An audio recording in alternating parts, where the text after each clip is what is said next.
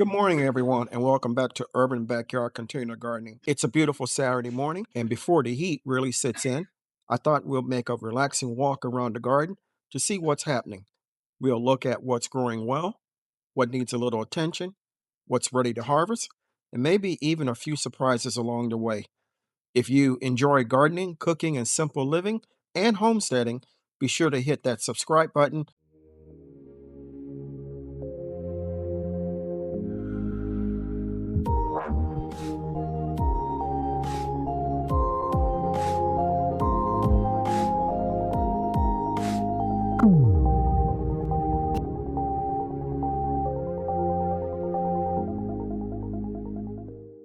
These are the cucumbers.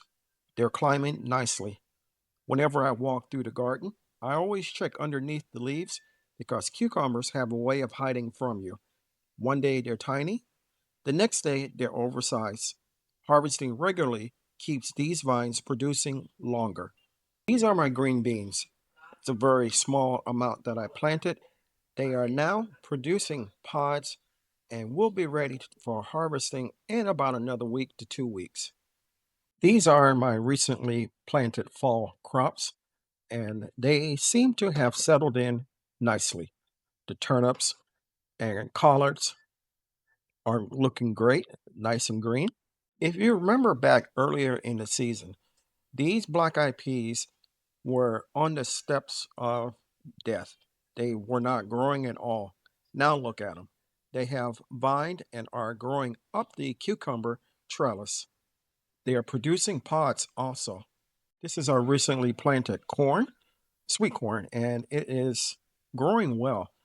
I recently fed it, and in a couple of weeks, we'll feed it again. Moving over to the peppers, these plants absolutely love the summer heat. We've got peppers in different stages of growth. Some are ready to harvest today, while others still need another week. The more frequently you harvest, the more flowers the plant usually produces. We also have cayenne peppers that once they turn red, I'm going to use to make what I call collard green pepper sauce. Just take the red peppers, put them into a jar with vinegar, and place it on the table. These are my recently planted bush beans, and as you can tell, they're doing well.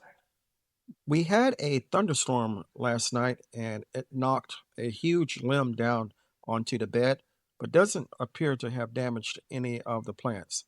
They're growing well and doing good. These tomatoes are growing nicely. We planted them a few weeks back, and in the latest video, we put their new cages on them. And I must say, I am impressed with the cages. One thing I've learned is keeping up with pruning and airflow makes a huge difference with your tomatoes. Removing a few lower leaves helps improve air circulation and reduce disease pressure. These are my red Norland potatoes, and as you can see, it looks as if all the vines have died. So I will be in a upcoming video dumping this bag to see if we have any potatoes. Wish me luck. These are my bipolar squash. One week they are dying. The next week they look nice and green like they do here. I have some squash, as you can see, not really sure if they have been pollinated or not.